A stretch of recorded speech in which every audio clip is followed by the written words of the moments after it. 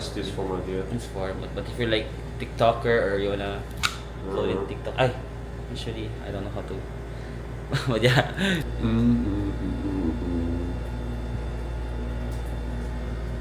See here the house, the hostel. Oh, yeah. Yeah, you can try to.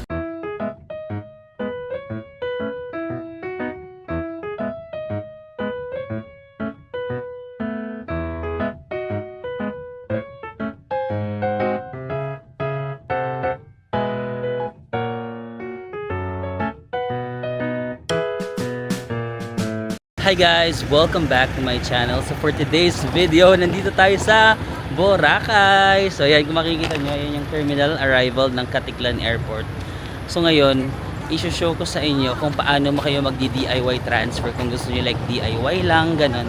Kasi usually pag dadating kayo dito, ayan, makikita nyo, di ba marami na dyan mga van. Tapos marami nang nag-o-offer dyan ng mga transfer services.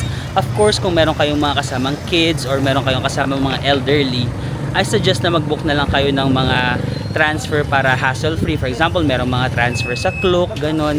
And then you can use my discount code, of course, para makatipid pa kayo.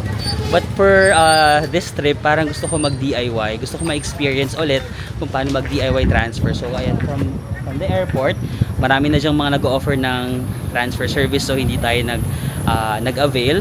So, ayan. Ayan, di ba, airport? May makikita kayong gate dito, tapos lalabas kayo. Pagkalabas nyo, ito yung makikita nyo. Ayan, di ba? Meron ditong waiting shed. Tapos may makikita kayo mga tricycle na dyan. Ayan, no? Ayan. Tapos magbabayad tayo dito. Mag-a-ask tayo kung magkano ang tricycle fare papunta sa may port, sa may Pantalan. Kasi di ba tatawid tayo niya ng island? Kasi ang Boracay hindi naman siya mismong nandito. Parang tatawid pa tayo ng island. So, tanong tayo kung magkano yung tricycle dito. Ayan, no? Tricycle, pay here. Te, magkano isa lang, te? 75. Share na lang kayong dalawa na yun. Ni Kuya? Ah, sige, 75. Okay, 75 for the tricycle.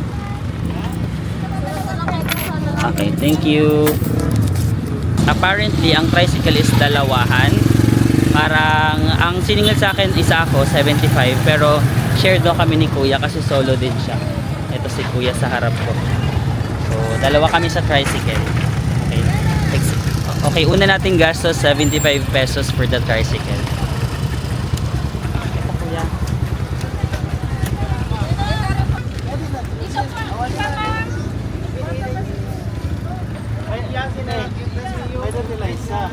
Doon po ang iba sa unahang try ko. Do you want to go in front or the back? Yeah, sure. So I'll stay here at the back. Kuya, wait lang. Thank you, kuya. Hindi, pero sabi ni ate mag-awa. Yes, tricycle tayo.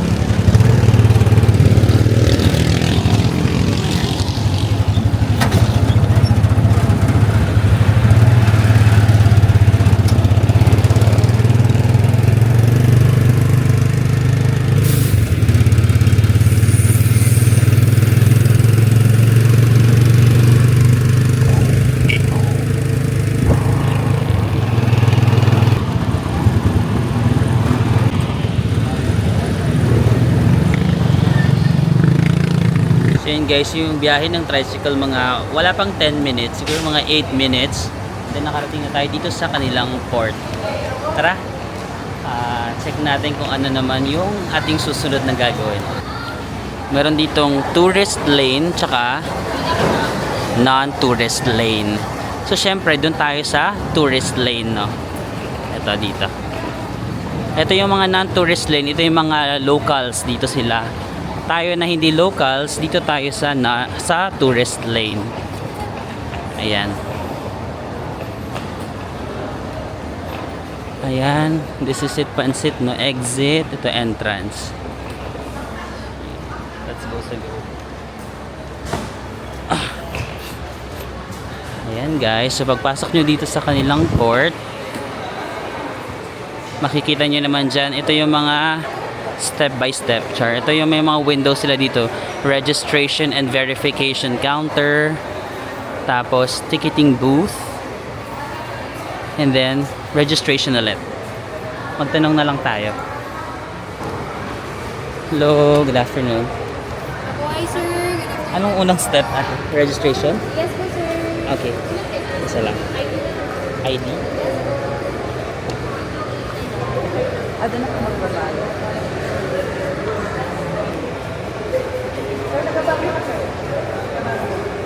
Baguio?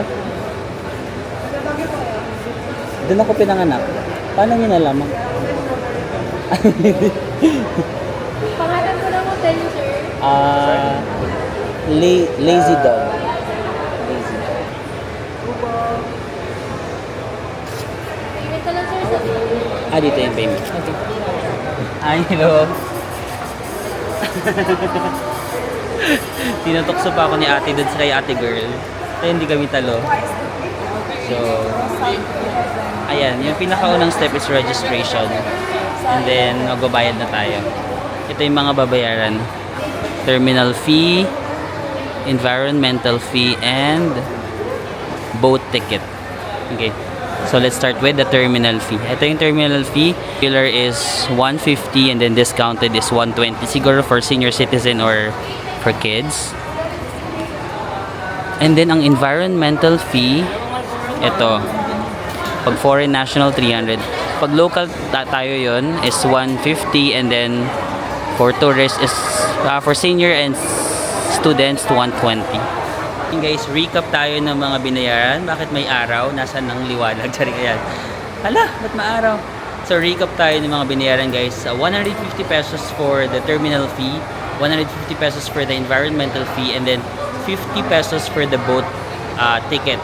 Pero if you're senior citizen or student, 120 lang yung terminal fee and environmental fee. Tas 5 years old and below is wala pang bayad. Okay? So, after this, I think may makikita kayo dito ang nakasulat na to Boracay tourist. So I think ito na yon. Pero hindi ako sure kasi walang tao. Ngayon is Sunday, June. Ano ba ngayon? Ano ba ngayon? June 16. Yeah. Ngayon is Sunday, June 16. And it's currently 5:58 or parang 6 PM na, pero walang tao, surprisingly. Walang tao ang Boracay ngayon or wala masyadong tourist din. Or baka kanina ng umaga pa sila. Ayan. Pagkabayad nyo ng mga fee, nandito na tayo. Ay, papa. Hello. ang isa na. Thank you. Alright.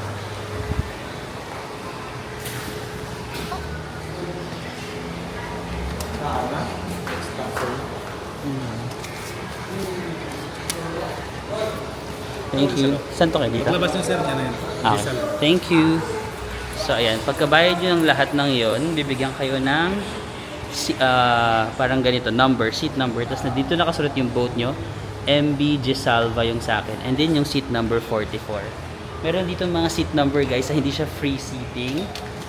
So, makikita na naman natin yung ating seat number pag nandun na tayo sa ating boat. Alam mo, ito yung Boracay transfer ko na sobrang hindi, madaming tao.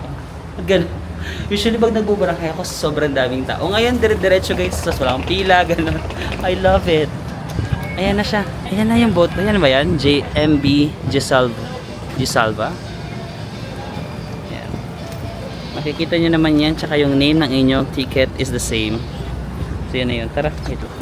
Unfortunately, isa tayo sa mga nauna, so we will have to wait for the others para mapuno to.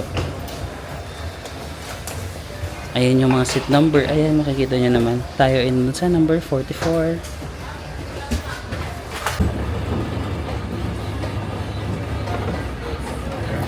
So yun guys, after mga almost 10 minutes, mga 10 to 15 minutes yung boat ride.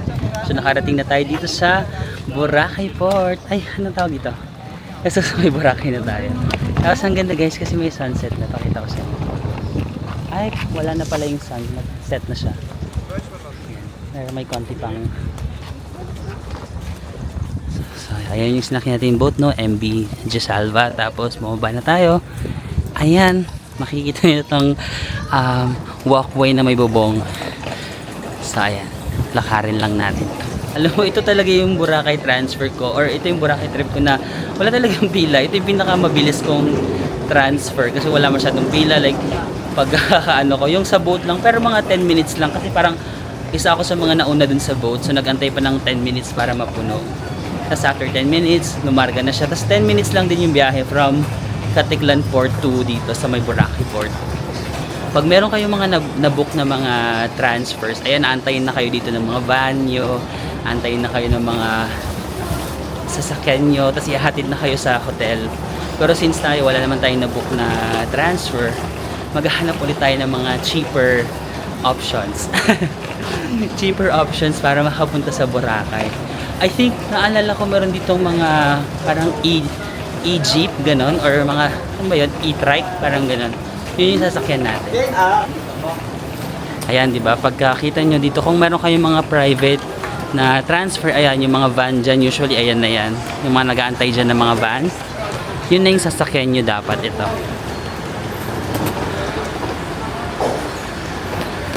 Ayan. Ayan itong mga van, ayan, di ba? Ayan. Pero tayo, dito tayo sa may gilid guys kasi wala tayong private transfer. Lakad-lakad pa kayo ng konti dito sa may right. Meron kayong makikita ng mga, ayan, makikita nyo itong word na silo kamo. Hala, what does that mean?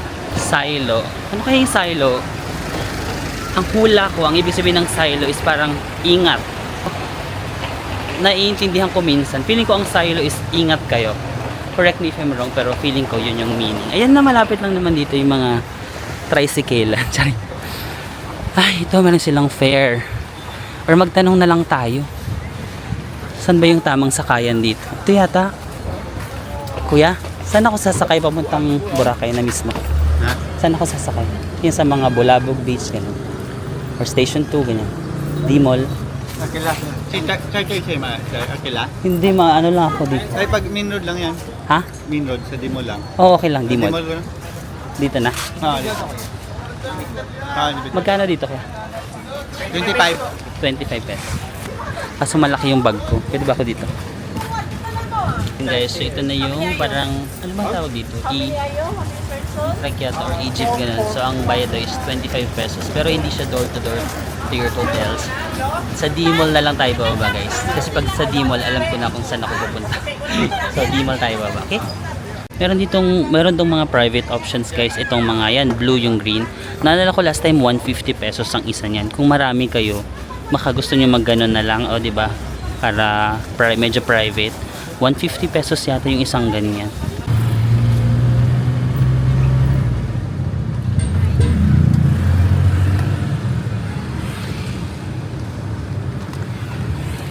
So ayan, nakarating na tayo guys. Medyo ginabi na tayo. Pero feeling ko naman kasi nagpunta na rin ako ng Boracay dito ng gabi. Yung mga boat naman, parang I think 24 hours sila or hanggang 12 midnight.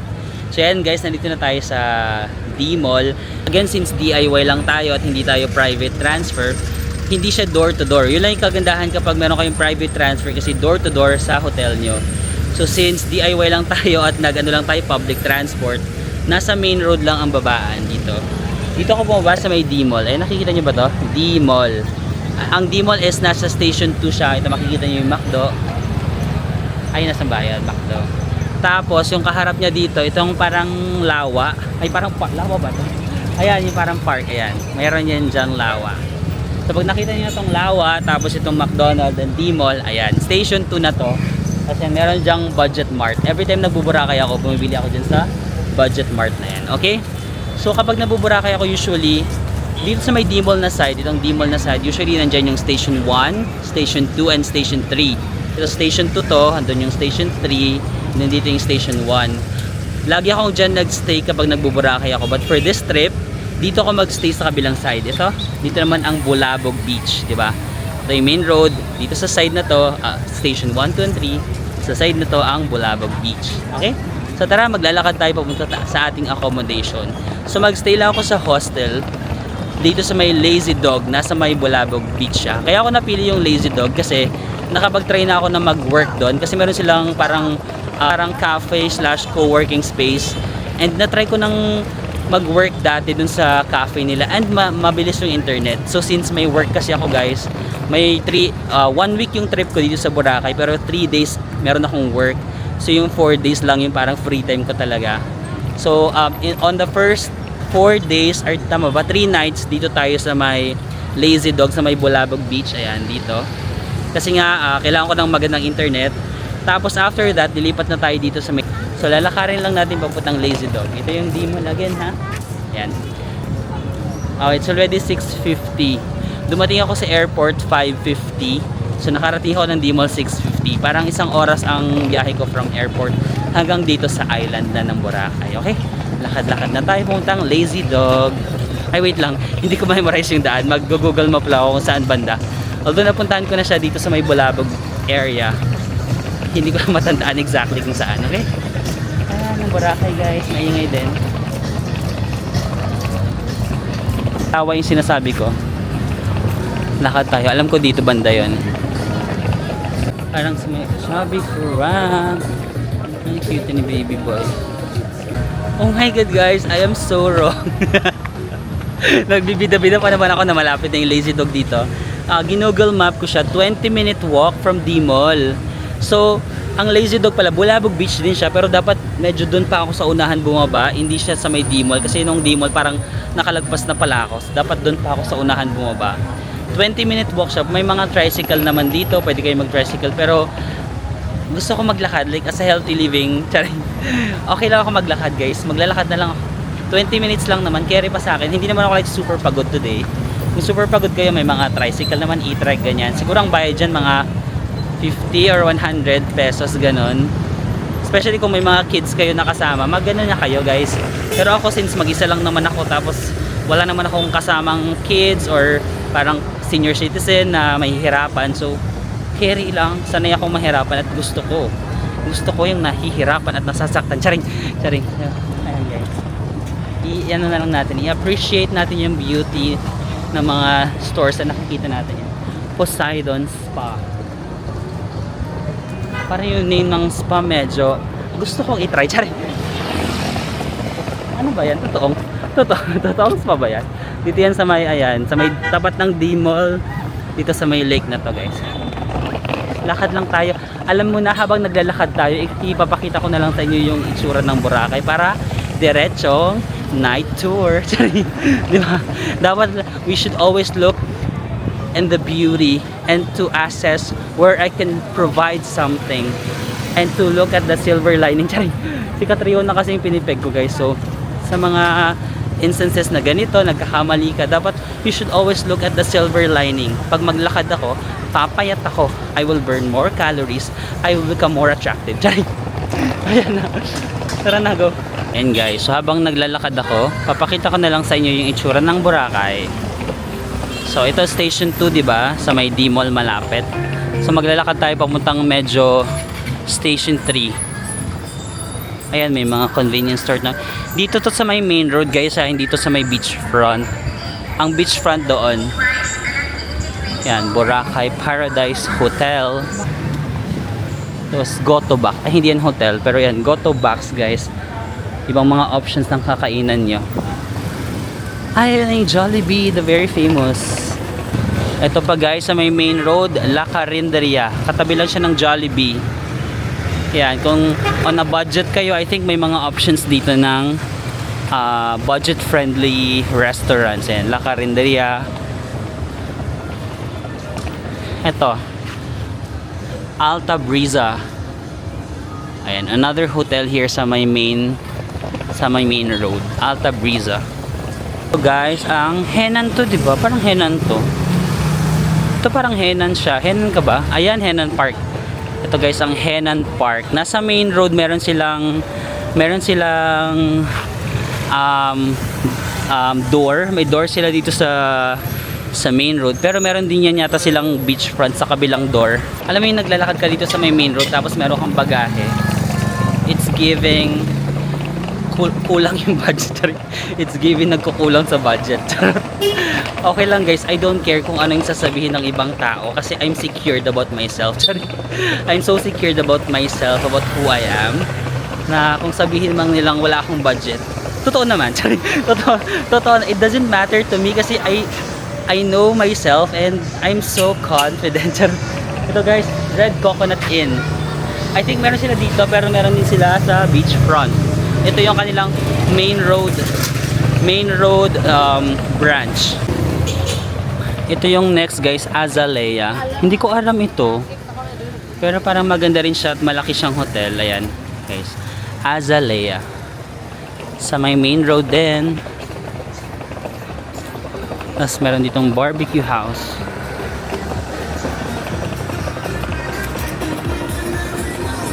Kaso wala kasing presyo sa labas na para magka-idea sana tayo kung magkano ba. Ay, may spa dito. Mango Spa, Cha Spa, and Purple Play Cafe. Ay, cute nung cafe na to. Po guys, Ocean Explore Seafood Restaurant, Lime Hotel, Boracay. Ay, itong Azalea, 'di ba guys? Itong Azalea, meron siyang ano dito, street. Feeling ko pag dinirdiretso niyan, yan, tatagos kayo diyan sa yan, pag diniretso niyan, tatagos kayo sa may beachfront area. Ito pa, Boracay Holiday Resort. Ito yung mga restaurant din. Ay, restaurant ba yung Butang? Looks like it, no? Ah, grocery. Ay, hindi, souvenir shop, sorry. Souvenir shop yung Butang, and then yung Fiesta Outlet Store. Guys, something weird happened. So, 'di ba, nag-walk na ako kanina sa papuntang Lazy Dog. Ni-refresh ko. Tapos pagka-refresh ko, si Google, ang sinasabi niya is tama yung ginagawa ko kanina. Yung parang dun sa may tapat ng D-Mall, yung may lake. Sobrang lapit lang ng Lazy Dog sa may lake. Nakakaloka yung Google Map. Pinaglakad niya ako ng malayo, but it's okay. Parang chinek ko. Kailangan ko bumalik. Tama yung nare-remember ko na malapit lang yung Lazy Dog doon sa may D-Mall. Okay, babalik tayo. 13-minute walk.